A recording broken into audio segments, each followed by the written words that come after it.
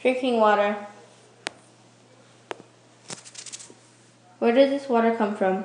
Most people in the U.S. get their drinking water from a lake, reservoir, or underground rock layer. Drinking water comes from either a private or public supply. Most larger communities maintain public water supplies. These communities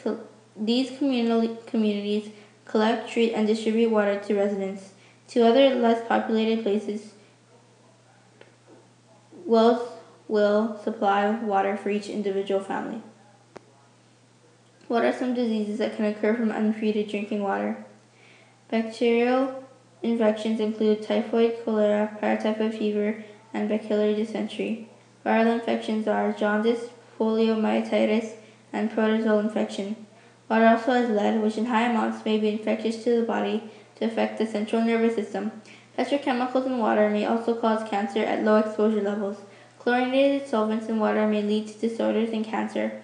Arsenic poisoning in water can cause liver and nervous system damage.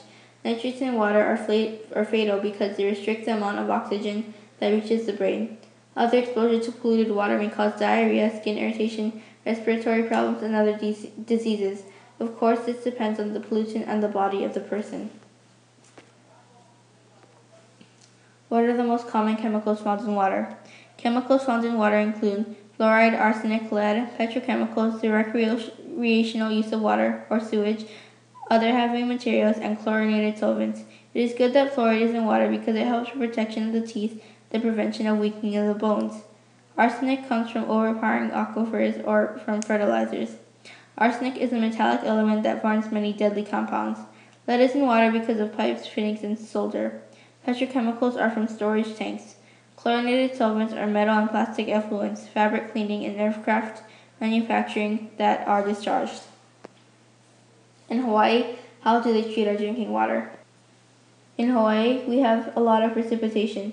This precipitation will pass through very pristine rainforests and then proceed to filter through thousands of feet of lava to create aquifers. Lava rocks to create aquifers, which are our source of natural water.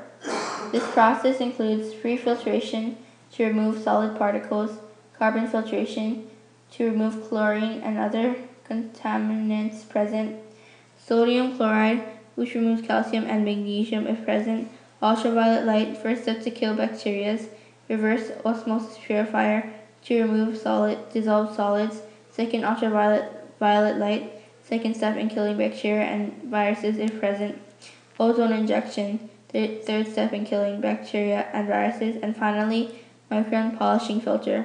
Final filtering process prior to bottling to remove any particles that may have come from processing equipment. Which is better, harvesting rainwater or aquifers? Rainwater pros.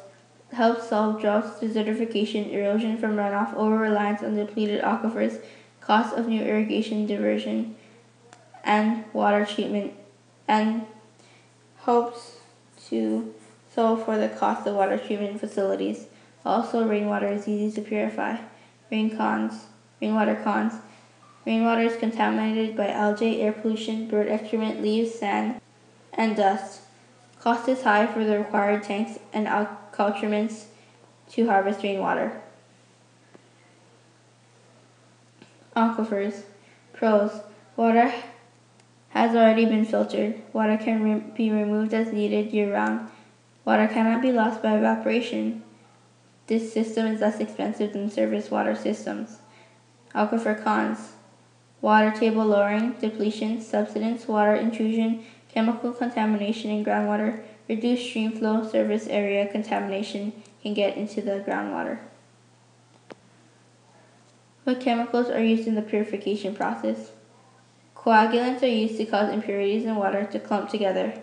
Ferric sulfate, polymers, and other chemical additives may be used to form organic and non-organic impurities to adhere and sink to the bottom of holding tanks or basins. To create safe drinking water, the key is to kill harmful waterborne pathogens. Usually chlorine is added to raw water just to cleanse it.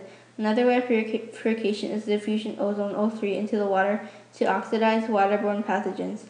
Carbon dioxide or calcium carbonate slurry may be added to water to lower our pH level. Why do wetlands matter to our drinking water? Wetlands help to protect and replenish surface and underground drinking water sources. Studies have concluded that the thousands of small wetlands that dot the U.S. Great Plains play a significant role in the charge of the Ogallala Aquifer. This is one of the nation's largest aquifers used to irrigate the agricultural plain and provide drinking water to the Great Plains. This is my works cited. Thank you.